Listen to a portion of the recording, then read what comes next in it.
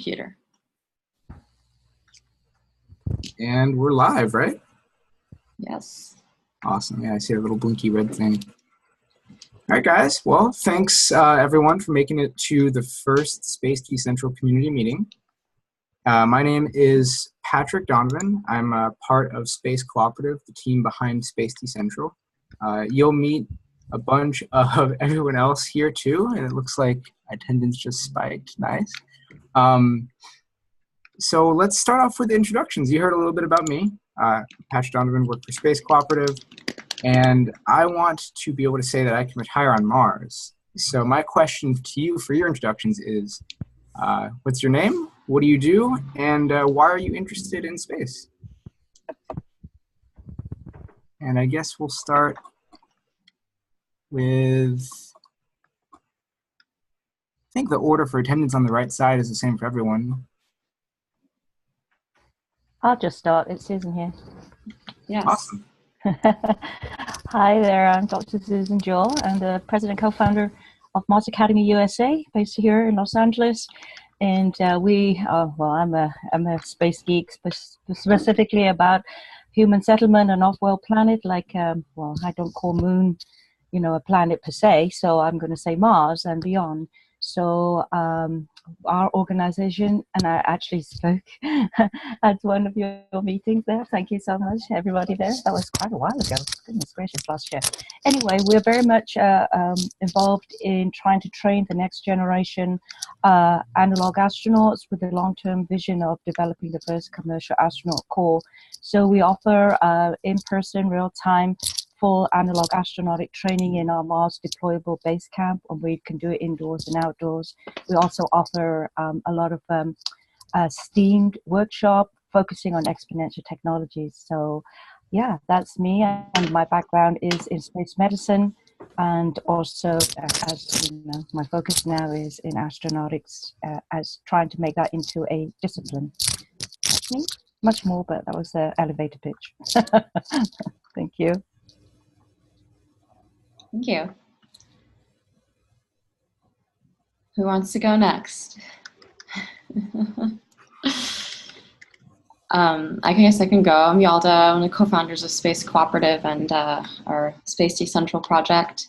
Why am I interested in space? I think that, I guess I don't understand why else we're human. We're meant to explore and expand, and I think that it's just kind of like what we're meant to do. So that's why I'm driven by, I was inspired by 2001 Space Odyssey, the movie, and just like thinking about, evolution and if it was due to some like extraterrestrial type of technology. So, I mean, I think we won't really know unless we explore. So that's one reason. And yeah. That's about it for me for now. Hi, I'm Kevin. I'm a co-founder of Space Co-op, and I have a background in mechanical engineering and robotics. I've been working in aerospace for a few years, and I'm transitioning into computer science and software engineering, and I'm on the team as a Solidity developer. And I'm all about like pushing through to like different frontiers, and I want to, it's really disappointing that we're not on Mars yet, and I think that it's up to us to do something about that. So that's why that's why I'm involved in Space Co-op.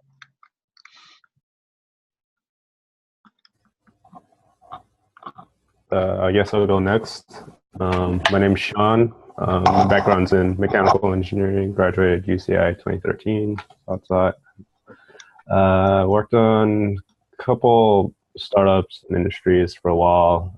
Worked as a mechanical design engineer for a small company in Tustin called MaxQ Systems that built like control modules for aerospace companies, and worked as a contractor developing like IoT and robotics projects for various clients, and then worked on this volunteered almost 2 years of my life to this project called the Hyperloop, which is a high-speed transit that could theoretically take you from LA to SF in 35 minutes using magnetic levitation in a low pressure vacuum tube. And I've always been kind of fascinated with space. Been catching up on next generation of Star Trek. Of course, always wanting to explore the unknown. And I think I want to go to space just because it's the only way to kind of answer like the existential questions of the Fermi paradox, like where do we come from, and are we alone in the universe? We explore that history or that side of space unless you go out into the cosmos and build cool rockets and stuff. So that's why I'm here.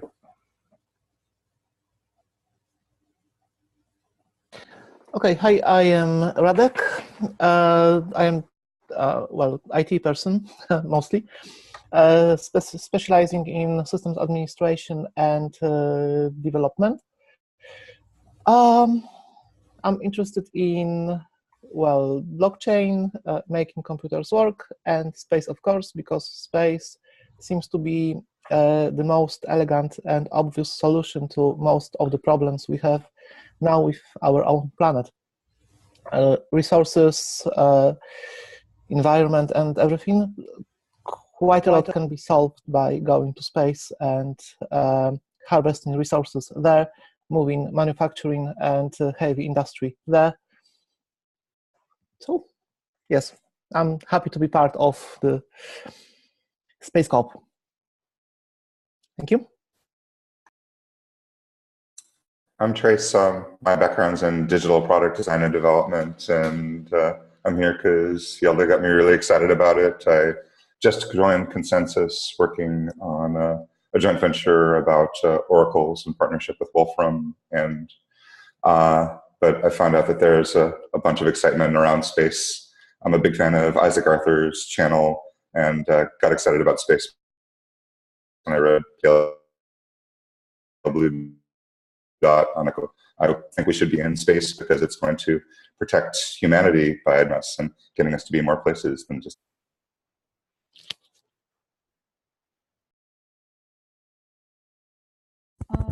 Hi, I'm Susanna. I'm from Brazil. I'm an architect, and I'm part of Space Cooperative. I joined Space Cooperative last year, and I'm on my way to becoming a space architect. I've always been fascinated with space, and I think it's about time we go exploring, and I just really, really want to be part of that. So that's me.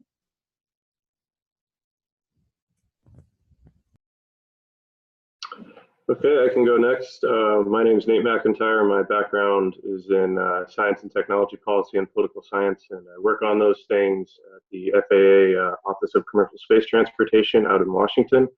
Originally from Southern California, so it's nice to hear about efforts like this going on back where I'm from.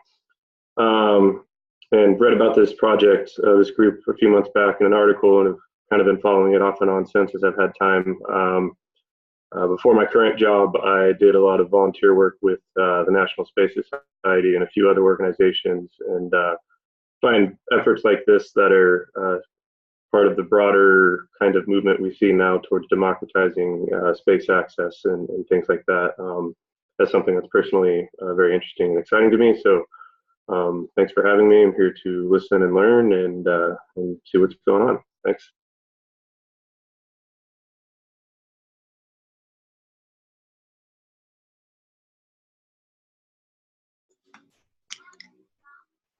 We have a couple more people.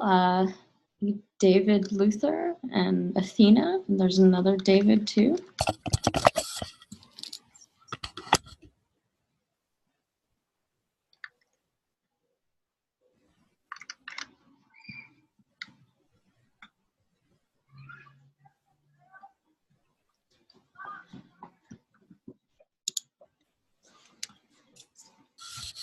Microphone working yet? Yes, it works now. Good. This is David Luther. I'm a retired, semi-retired draftsman. I've worked in a number of industries, and I was able to view everything from Alan Shepard, but I didn't get to see the moon launch because I was filling sandbags in Vietnam. At this time, I'm trying to explore some of the abandoned ideas about horizontal launch. I'd like to see if we can make it to low Earth orbit, and then we'll see how far we can go from there. It's great. Welcome.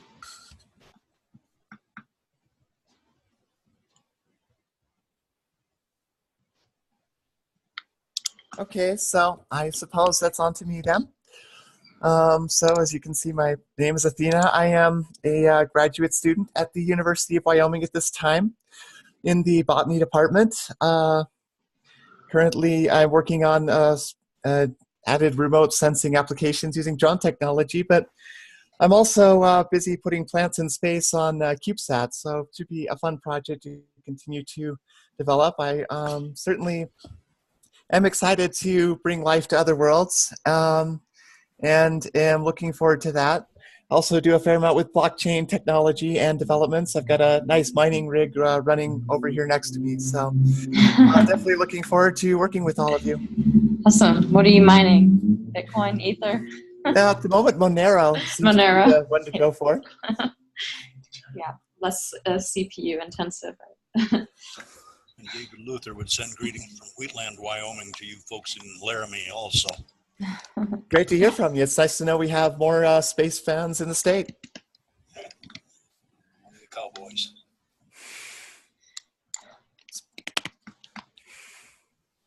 All right, we have one more David.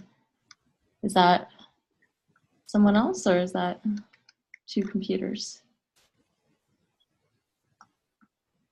Okay, I'm on. You should get something here. Hi. Okay, let's get up here. Yeah, well, I'm a member of the Planetary Society, and I have been involved in this kind of stuff since the old L5 days, you know. And I'm trained as a social psychologist, and I'm working in 3 areas. One is the small group management. If you want to see that, we have a beta up on myturn.mobi, which will help us decide who gets to talk next if you want to do that. I've done some work on using internet technology for democratization.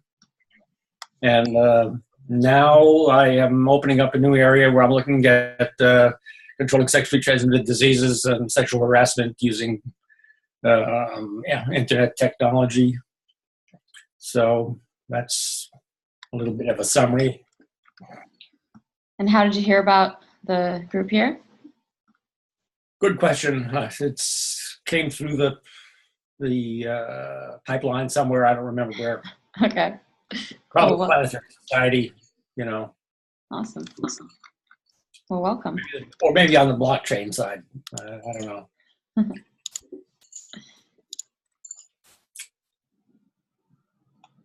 Great. Well, thanks for the introductions, everyone.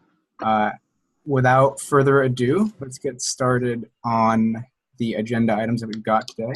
So I'm going to share my screen with you, and you should all be able to see the slides as I put them up, hopefully.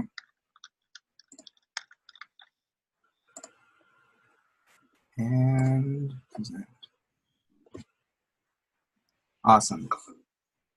All right, so here is our brief agenda, and you can see we already hit agenda item number 1. Agenda item number 2 is the question, why Space Decentral? And I want to make sure that today at least we can answer that question for you. And in order to answer that question, I'm going to start by asking you all to internally answer a question for yourselves, which is, what do you think when you see a headline like this? Or a photo like this? For reference, she led the team that wrote the guidance code for the Apollo program, and that stack of paper is the guidance code. Or a photo like this of Apollo 17, the last crewed mission to the moon. Or more recently, something like this, which I'm sure at least you've seen once or twice in the headlines in the past week. I don't know about you, but when I see that, it makes me want to be part of a team that can do something great like that. So when you ask why Space Decentral, it's because Space Decentral is going to be the tool that connects you with more tools and the teams that you need in order to achieve great things like that. So now that I've introduced to you why we think Space Decentral can achieve these things and how it can help you achieve these things, I want to introduce once again Yalda, who's been the strongest driving force behind developing this white paper, conceiving this platform, and bringing us all together as a team. So Yalda, without further ado, I think I can share the screen back to you. Okay, thanks for the introduction. And yeah, so I guess first, I'm not sure how many people have read the white paper, but what I was going to do is try to just go through the platform that we've developed and then discuss how that fits into like the bigger picture of like tokens and blockchain and how it's going to fully work. So yeah, right now we have a social network. It's not integrated with the token or blockchain yet. We really wanted to make it easy for any user to sign up regardless of knowing anything about Ethereum wallets or, you know, decentralized identity systems. You know, like the first thing that we're just trying to go after is, okay, if you're passionate about space, you know, let's try to congregate in this social network. And then we can take the next steps after that to try to educate a lot of the audience on, you know, why cryptocurrency makes sense for what we're trying to do. So, so that's kind of like why it's like, okay, starting off with this social network and then slowly educating on cryptocurrency and how that can like change space exploration, both with the crowdsourcing and the crowdfunding of it. So, I mean, if you go to the homepage, you see like this step-by-step process, and essentially this is how a platform is going to work. It's not necessarily just a crowdfunding platform where you're like, this is a project idea I have, like, please fund it. It's more strategic. It's more like you're going to be proposing different ideas, and then there's going to be, you know, a vetting process within the community. There's going to be peer review process, and then there will be a voting process. And then through that, you basically establish what the network space plan is. So, and then once you have like all the projects in the plan, that's when you can start to raise funding. So as a community, you might even say like, okay, we have like 20 projects that we selected, but these are the top 3. And then you decide to just start to fund those 3. So you ensure that those do get funded. And it's not just like everyone's spreading money all over the platform and projects aren't getting funded. So the idea is to, you know, be strategic so you are able to fund missions. So there will be compromises made where some people might not feel like that's the best thing they should do. But the point is to have like, you know, a lot of like deliberation within the community, having facts, like why that one is the most important. But, you know, along the way, there will also be, you know, more autonomous regions where people can like create their own groups and be like more independent with the project. But, you know, in the beginning, there's only like, you know, so much we can do. But we do imagine that at some point in the future, it might be that different project groups have their own version of the platform, and then you're kind of like plugging into a larger grid of projects. But basically, you know, we don't expect to be manufacturing or developing all the space missions from day one. We want to focus in the beginning on a lot of the mission design, a lot of the, you know, system design, a lot of the stuff that you could do with a computer, with tools on a computer.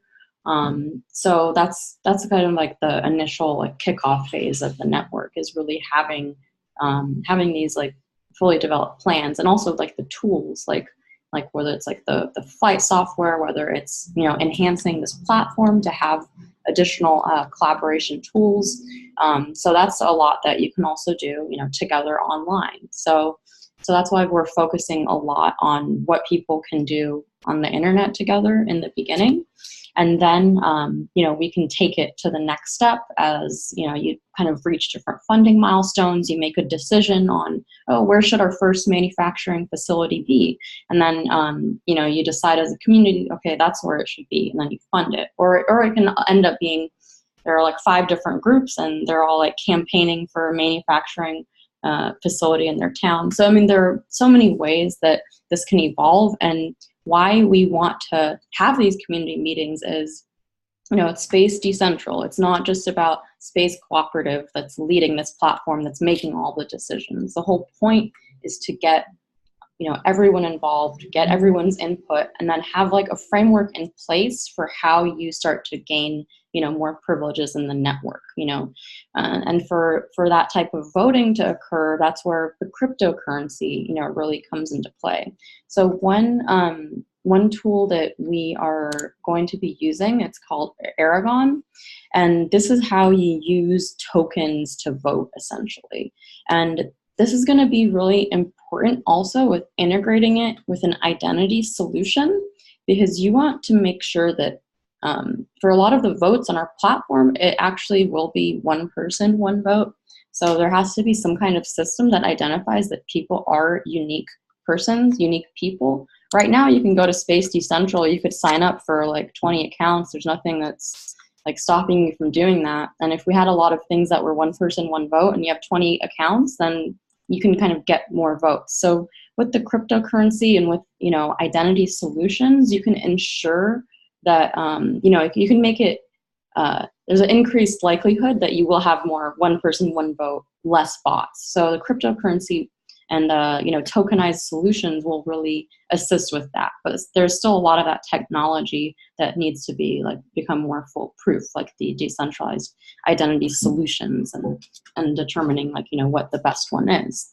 So basically, right now, you'll see these different missions or programs on our platform, and within them, there are also potentially some projects within it. And to get a project listed there, that's going to also be a process. Like right now, just because you see the missions and you see the projects doesn't mean that these are the ones that are going to be developed. We wanted to seed the platform with a lot of different ideas, but once it actually does get to the solution development phase, that's where you would come into the Aragon system. There would be a voting section with the different missions, and you can choose to fund them potentially. So that's basically kind of the flow of how it would work. It's the platform here is where you're brainstorming, where you're starting to discuss solutions, or you're having the debates, and it's supposed to develop into a plan. Then you might have a bunch of different people competing for the best Martian farm mission, and there will be peer review and experts that are saying we think this is the best mission for Martian farms, and then that gets added to the space plan, and then the funding is open for the mission. So we're going to be having a crowd sale, but that's not necessarily going to be funding all of our space missions. It's more about the technological infrastructure that will support this distributed collaboration, the distributed engineering enhancements on top of Aragon, whether it is more foolproof identity solutions, reputation solutions to kind of for people to increase rank, or to badges for if someone would be an expert of some type of mission. So basically it's really about developing the framework that will make the system more trusting, that it's yes, we know that that's a unique person, we know that they are some kind of expert in that field, and the expertise, it does not have to be related to credentials. So we're going to have a lot of tasks in our GitHub for right now. They're not there yet, but basically the idea is you can start to create a roadmap of not just the software, but of the missions. And you have a task management system, and people can prove that they are skilled in something by completing a task. So the credentialing system of our network will basically be, contribute to some of the open source work, whether it's adding knowledge to a wiki, helping develop a tool, helping develop some plans. So through that type of crowdsourced collaboration is how you can start to gain reputation within the system that will, that will enable you to become an expert, peer reviewer for selecting some of the missions. So, so that's a little bit of a summary of how it works and the different tools that we're going to use.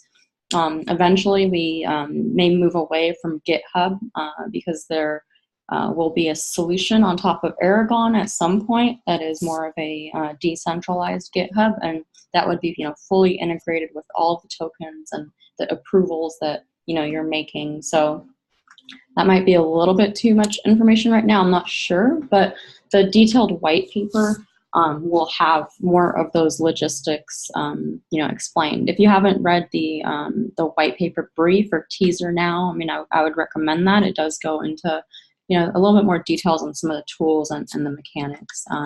But yeah, so basically right now, like I said, you see the missions, and then within them, each mission or project, it has its own dedicated discussion forum.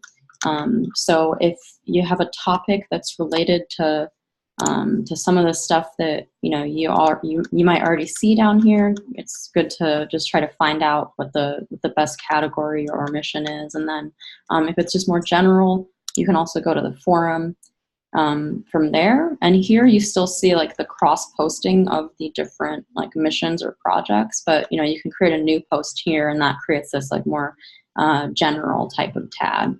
We'll be enhancing this forum too to have more customized filtering. So, and then like being able to save the searches. And yeah, so the great part about this is like, yeah, we developed this platform.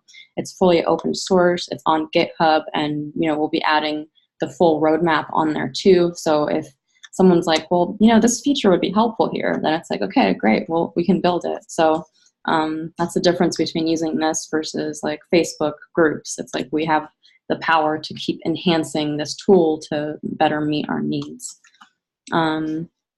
And then, yeah, so then the chat, yeah, if you're not already in our Telegram, that's a good place to congregate. We've been having some interesting discussions there. So if you click the chat link, that takes you to the Telegram. I know a couple people here are in there. So if you're not, we definitely just, recommend that. And yeah, like we have different like space missions, also Earth, Future Forward. This is going to be for people that want to kind of brainstorm on the larger picture, the strategic overview of like all of the missions. This is probably just like the highest level, like agency type of management. Black Sky, yeah, that's just like everything, it's just beyond like other planets that you don't see here or star systems. Building blocks, this is a lot of like the more like technical like infrastructure, whether it's like the platform itself, crypto related things, different tools. It's stuff that doesn't fit into a mission, but it's more enabling technology that can be helpful for multiple missions or software tools, things like that. Our space is going to be for governance, so it can be things like discussing the Outer Space Treaty, space law, what the society is going to be like in these like new civilizations that we're building. And then Hollyworld, that's for media, whether it's developing a magazine, movies, music videos, because it's like we know that for science fiction in general, that's why a lot of people become like inspired about space is through that, and we think that that can be like there should be a place for every type of person in this community. So this Hollyworld is for the artists, streamers, writers, and we see that they probably will interface with like our space a lot too, just because it's related, and they do conceive of like these possible futures a lot. So yeah, that's just kind of like an overview. These are called missions right now, but we're actually going to probably rename it to programs. So if you see that change, that's just like more, it's more accurate to what they are, because it's like Martian Spring, it's more of like your Mars program, and then within that there would be projects or missions. So and then right here, these are kind of part of each of these programs up here. So if you click into them, you could see which one it's a part of whenever you go up here. So so yeah, and then yeah, each one is also integrated with Google Drive right now. That's just like the common thing that most people use. We know it's not available in all countries, but those can be like the types of tools that you add to the roadmap to eventually like replace and enhance. So this can become like a more decentralized platform as well, like moving the storage to like IPFS or Big Chain DB as opposed to AWS, which is where it's hosted right now. So it'll have like a phased, transition and migration to have, tools that would be like more accessible. But, we don't, we think that, that can be like a step-by-step process for how we like migrate this platform as well, and potentially like integrate it into the Oregon, and, have different identity systems that would become more secure. So this is just kind of like our initial prototype, and then, it's going to be enhanced and integrated with, distributed storage systems and smart contracts. But yeah, so that's about it. And yeah, if there are any, questions about this, like, yeah, let us know. But I think like it's just like the best thing to do right now to get involved is to basically, you could see which missions you like, and you can click the plus button. I think I've created a lot of these on myself, so I'm like joined already. But usually there's a plus button right there, and in some ways that's kind of like a signal that you're interested in it. And then you can do the same for the projects, and then yeah, you can have a discussion, like create a discussion there or in the general forum. And then there's also this thread here called new program and project ideas. We don't have a pinning feature on this forum yet. We'll build that. But basically, this is where you can start to also propose different projects to be eventually added to the system. We're going to create this repository of different ideas, and these will eventually be ones that are, vetted or voted on. So yeah, you can kind of do that here once you have details about it, but you can begin the brainstorming in the different forums if you wanted before you had all these details. And then this can potentially be a team effort with different people that you meet to put together, the start of the proposal.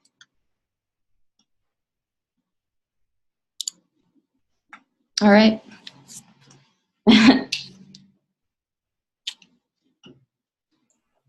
Great. Well, thanks, Yelda, for presenting all that. Now we are in the discussion period of the agenda. So anyone who's got questions, comments, wants to dig into some of the details she presented, now's your time. And because we're using Zoom, if you're not using the full screen option right now, at the bottom right, you can see a raise hand option to indicate if you want to speak while someone else is speaking, and then we can kind of just, be civil about it. Questions, comments?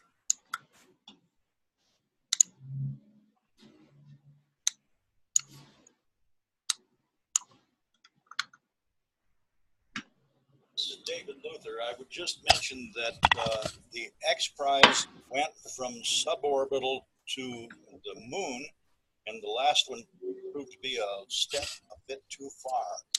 So many of these ideas need to find a step we can reach and do something to make a change. And funding it may be real interesting. It's always been a challenge to fund any aerospace venture. Surprisingly, though, we do see projects like Rocket Lab appearing in New Zealand. Whoever heard of aerospace in New Zealand? They almost made it to the Lunar X Prize. You might want to watch opportunities where there is money motivation, such as mining. I can move a crew to the moon if I can see a return from investors. Just some passing thoughts. Yeah, I definitely agree. I don't know if everyone got to hear that because the audio is a bit low. But something that we say at Space Co-op is that Earth is in space too. So for space ventures that have applications for Earth industry as well, like mining, like you said, personally, I strongly support those kinds of things because they're more likely to actually get funded. And at the end of the day, the people on these missions need to pay their bills. So definitely agree with you. Great point.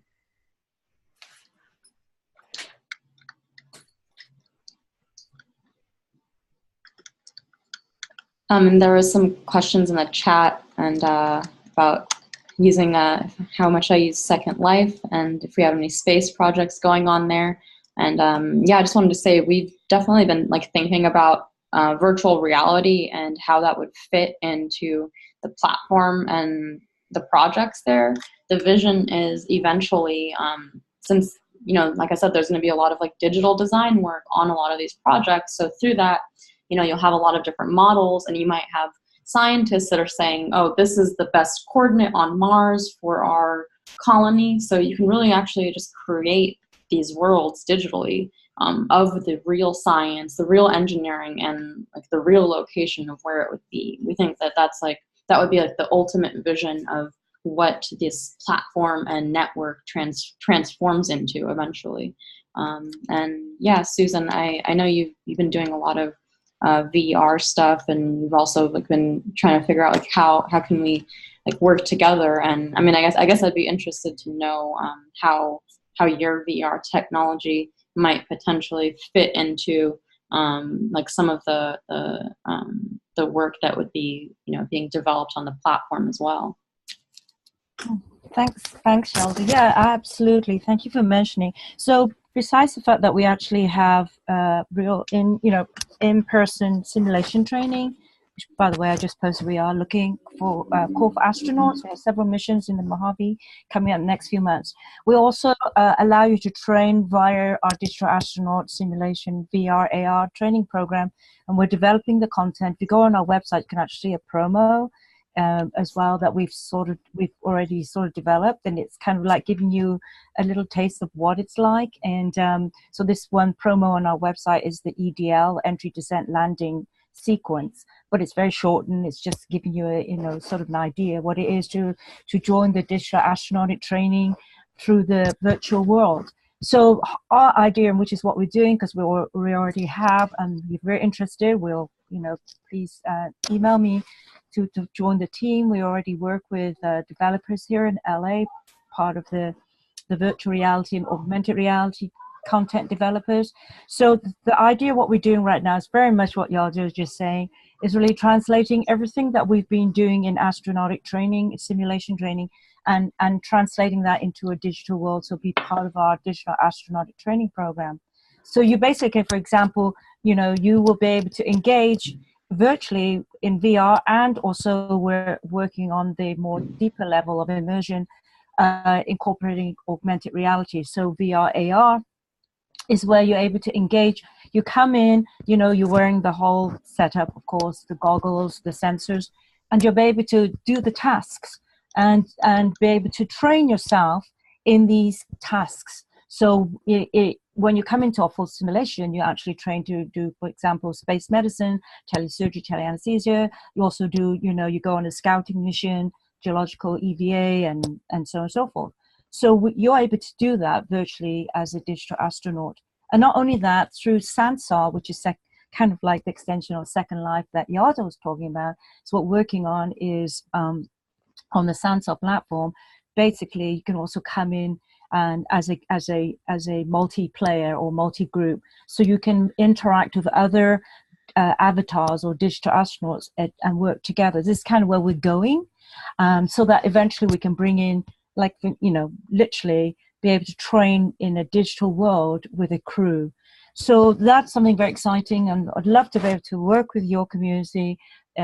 There's many other projects we're doing as well, but this is one that we're very excited about, and we're bringing in the augmented reality in a less of a more sort of a commercially, because we're working with a company that literally has built sort of like a cheaper version of the augmented reality bodysuit, and so you're able to layer that on the VR with less, technical issues or with needing to have the experts to build that platform for you. So this is really exciting. I think this is what y'all, I agree with y'all, that this is the next, I think, future of like learning and real simulation based sort of, paradigm of education or edutainment. So I'm very excited.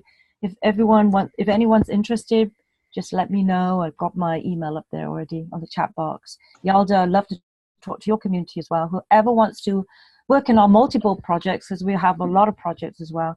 And so, yeah, Thank you so much for mentioning that, Yalda. Yeah, thank you.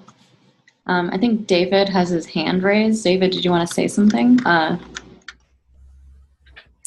Yeah, I got a couple of ideas that might be interesting.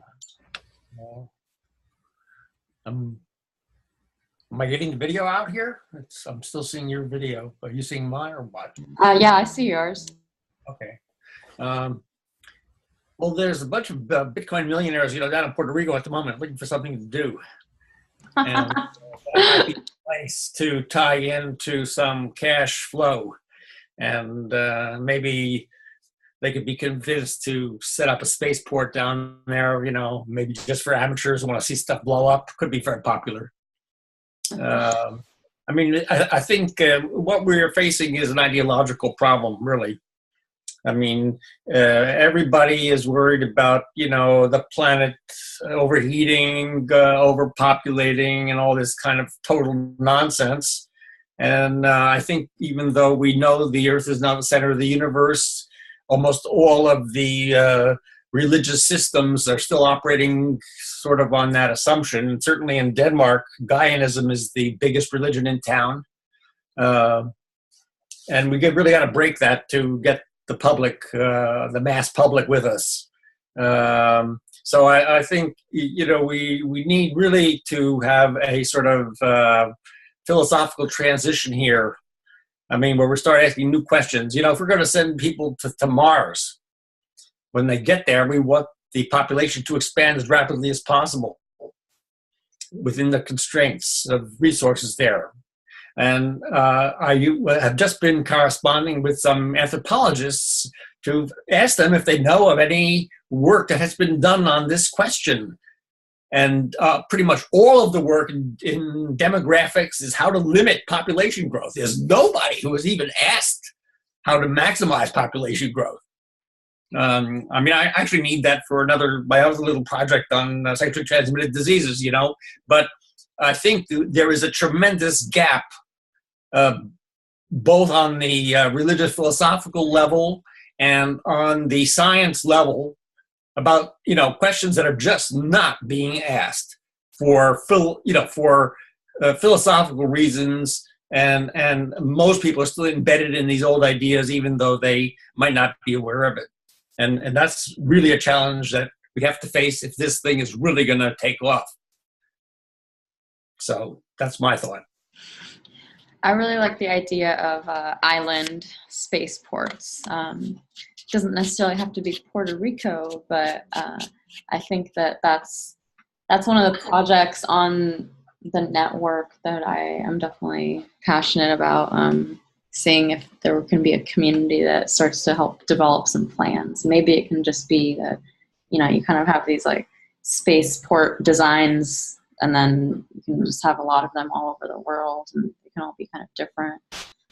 So I think that's what I think can be like fascinating, for Earth as well, and that can be the literal launch pad toward space. So I like the spaceport idea. I could mention if you look up Monroe King and Team Prometheus. If you talk to Monroe King, you might find access to an island off the coast of Texas that has a history of space launch. Matagorda Island was used for the Conestoga rocket many years back. And I think Monroe might know the landowners and ways to get access to that.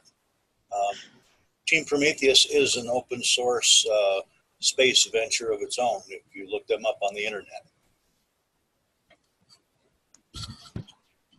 Yeah, I was to add to that conversation, in addition to Puerto Rico, where there has been some interest on and off in a spaceport, I think at the old naval facility down there, there's also Curacao, a little further down in the Caribbean, that was where X-Corps, one of the places at least that X-Corps was supposed to launch out of. And the government there was pretty, excited about that for economic reasons and things like that. So if you did seriously want to take a look at that, there's either one of those would probably be a good option at some point. We'll need to start an island spaceport brainstorming thread on the forum to capture all these ideas. I think there's a real potential for taking advantage of some of the political craziness that's going on right now. I mean, it's like, you know, Trump is determined to refuse to let anybody into the country, even though the U.S. is bombing them where they live right now. And it would be great press if we could get some of those people and say, oh, just come to X island or Puerto Rico or wherever it is, you know, and at least you will not be shot or killed. And this would be a great way to get some press at the expense of Trump and company.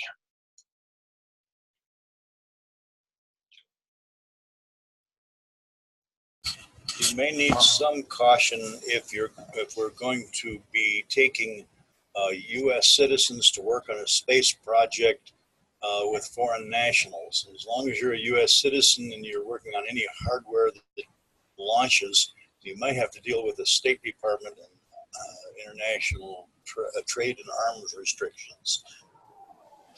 They can be kind of unfriendly with that. Very true. Yeah, that is an issue. They've tried to reform it in recent years with some success, but yeah, it's definitely still an issue. The Rocket Lab was able to do it, so it can be done. I mean, this, you know, cutting close to some of these restrictions is a great way to get free press coverage.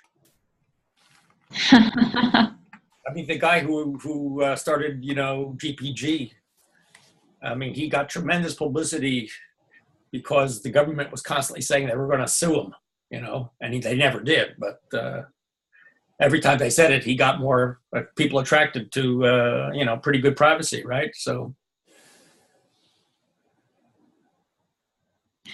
we need some space martyrs. Right, count me in. I actually have a project that we're working on. So I put myself on video. Susan here again. And if anyone's interested, and of course I'm in California, so I'm able to do this. And so we're actually working on we're working on vertical gardening and hydroponics. So we actually, it's part of our simulation mission. So we have a greenhouse as part of our deployable Mars base camp when we go out in the desert. But one of the projects we're doing from a very scientific medical standpoint is that we're looking at trying to modify. So we're looking at cannabinoids, right? So everybody, if you know what cannabinoids are, derivative of you know, the marijuana plant. And because LA now is, you know, California here is they've already made it legal. So, but we're not looking at the whole plant itself. We're looking at the extraction of cannabinoids level and use it because it's got the medicinal purpose. So what we're trying to do is trying to use CRISPR-Cas9, the genetic scissors. So we're looking at genomics, sequencing the whole that plant, be able to look at, say, you know, can we grow this particular plant and other medicinal plants, by the way. So we're not just focusing on, you know, marijuana plant. We're looking at other herbal medicine, you know, plants as well, and be able to look at the genomics of it, sequence it, be able to then use CRISPR-Cas9 and say, okay, what are some of the traits that we want to either cut out or we want to insert? For example, you know, looking at, of course, I'm always thinking about off-world planet living and being able to look at food production. So maybe we can try to say we can splice in ideas of into the sequence, you know, can these plants grow without water, without light? You know, is it able to be faster rate of growth and things like germination, or does it need to have soil, so on and so forth.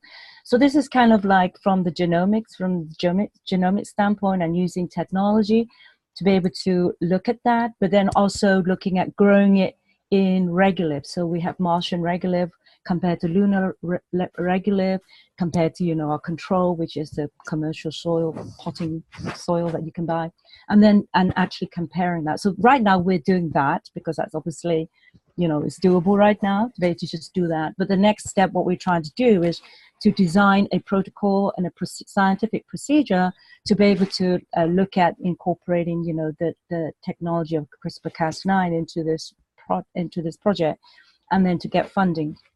At the same time, you know, to be able to look at I think the long-term objective, because my background is medicine, is how do we address some of these symptoms of, you know, astronauts in space, microgravity or zero gravity, and then eventually when you live permanently on off-world planet, right, on Moon or Mars.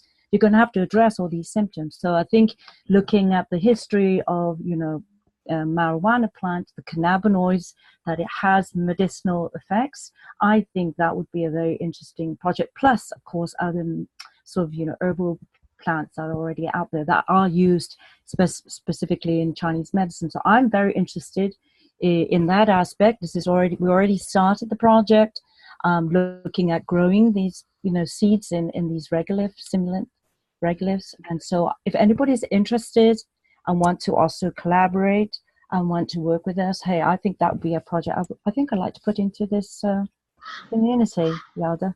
Yeah, so do you think that can be an open source type of project? Because I really like the idea of the vertical farms, and that would fit into what we have as the Martian Farms project right now. Yeah, absolutely. And Athena, you're into botany and that sort of thing, right? What do you think about that? Well, as I said, I am essentially a space botanist, currently working on putting plants in space to use natural sunlight and artificial gravity in order to enhance their growth and increase efficiency significantly over the International Space Station projects and the artificial lighting that they're using. So hopefully that'll be a really good one. We're moving into plant species that have never been used in space before, particularly bromeliad varieties, which, being epiphytes, are much hardier than most plants and don't require any soil or regolith of any kind. You can simply grow them on a wall. It's really quite enjoyable to watch the things go. So Athena, are you actually sending an experiment to the ISS? No, I'm not going to the ISS. This is a CubeSat project, a 3D CubeSat that is due to launch in 2019 on the Electron rocket by Rocket Labs. So something that came out of the Small Satellite Conference last year. Well, that's great. That's interesting, Athena. I just met up with DreamUp, the founders of DreamUp, they're an extension of NanoRacks. And they have now, they're offering commercial payloads, very small, and they also do the 3D printing of the CubeSats as well. So that's something they're very interested in. So I think let's talk, or whoever else is in this meeting and would like to work on this. But we're actually deploying this in our simulation out in the desert as well when we actually conduct the astronautic, training. So we already developed the vertical hydroponic gardening system, so that's something we're going to expand on as well. I've been able to expand to really incorporate more people. I think citizen scientists as well, not just people from academia. I'm very interested to bring in the younger generation as well. So this is something I think is very ideal, and then with the potential to team up with people like NanoRacks, with Rocket Labs and so on and so forth, and even Blue Origin is offering small payloads to LEO. I think this would be a really fascinating project. Nice. Well, yeah, there's definitely a lot of possibility here. We even have GomSpace, the satellite manufacturers, on board, so there should be some great potential to deal with this. And as far as doing vertical farming, I spent all last summer basically in Jackson, Wyoming, working at their new vertical farming facility there and helping to increase its efficiency. So anything related to that, I've also definitely got a foot in the door. So fantastic. Hey, Susan, I just wanted to ask real quick. Did you say you're in Mojave? But I thought I heard you say that earlier. Yeah, we go to the Mojave, and we actually have one end of this month with collaboration with SETI and NASA Ames, because they have a Mars Fest, and that would be in Death Valley. But then we have several coming up after that, actually at Rainbow Basin there in Mojave. So it's near Bakersfield. So it's literally like 45 minutes from Spaceport Mojave, and about an hour and a half, 2 hours from, San Fernando Valley or LA. So it's not too far away. And we literally finished a mission there in Mojave, there at Rainbow Basin last month. So that was very, very successful, deploying our system. So anybody's interested, just ping me or email me, and, and Yalda would like to offer this for you to have an experience. Yeah. Give you a scholarship. Oh, thank you. Just email me. Will do. And we have a new visitor here, Major Tom, ground control. Major Tom, you want to introduce yourself, or or you can be our secret observer. Oh, just because you said Major Tom, Yalda, Susan here again. I'm actually going to the David Bowie concert here in the Wilton Theatre. That's I think it's near the end of this month. So is it a holographic or something? No, it's a real. It's every year they have a big David Bowie concert in LA or somewhere around this area. So they have it this year at the Wilton Theatre, and I think it's in about a week and a half. So if anyone's interested, let's get together and go as a whole group. You can wear our analog spacesuit, our helmet, and we can go there. And because that's SpaceX what they just did, right? So, and Space Oddity now is in the Music Hall of Fame, and then of course now it's on the Tesla car, with the dummy astronaut going to the sun. I think that'll be an awesome experience to go to a David Bowie concert together and dress in spacesuits. Anyway, I'm going. So if anyone's interested in joining me, then just email me, and we can go as a group, as Martians.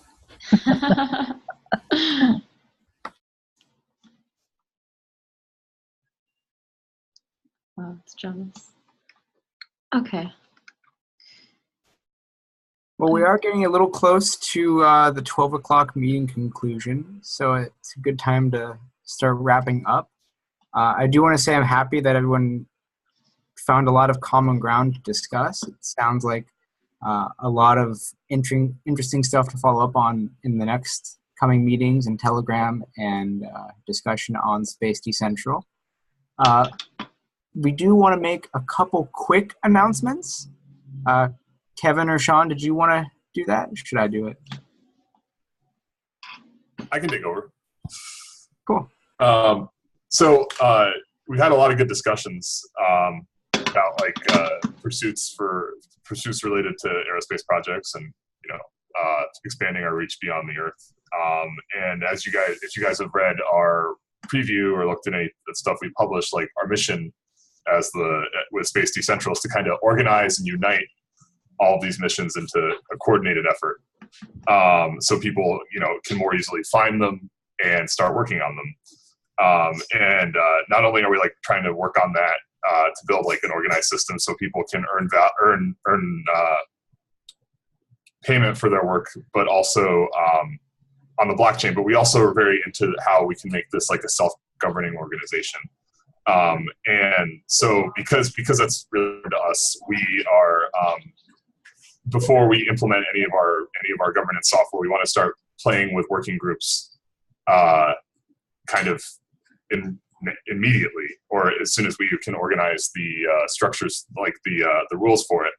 And that's for two reasons. One, we want to start figuring out ways that we can make it sustainable. So we'll basically be getting, collecting feedback from everybody as we go through the process. And also we want to start organizing these projects as soon as possible and building our community as soon as possible.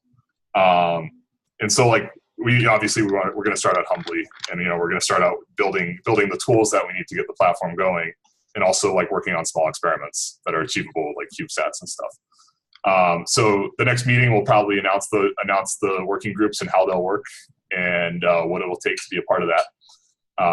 And so you guys can look forward to that in our next meeting.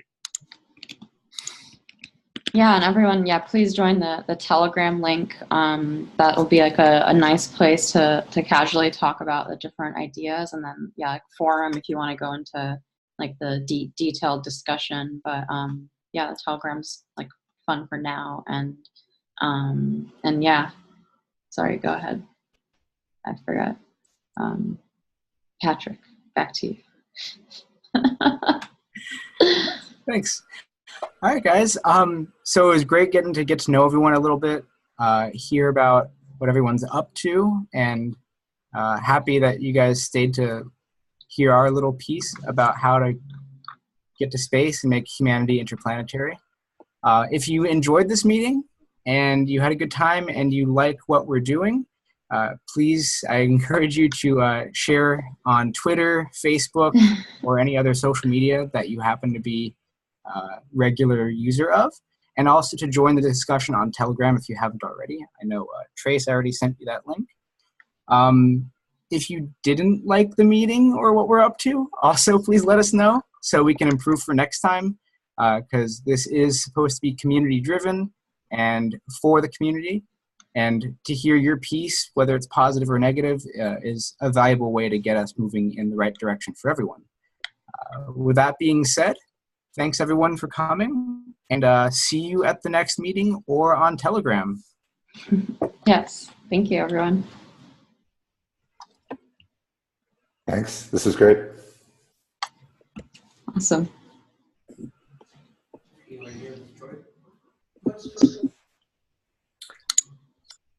Bye, folks. All right, bye-bye.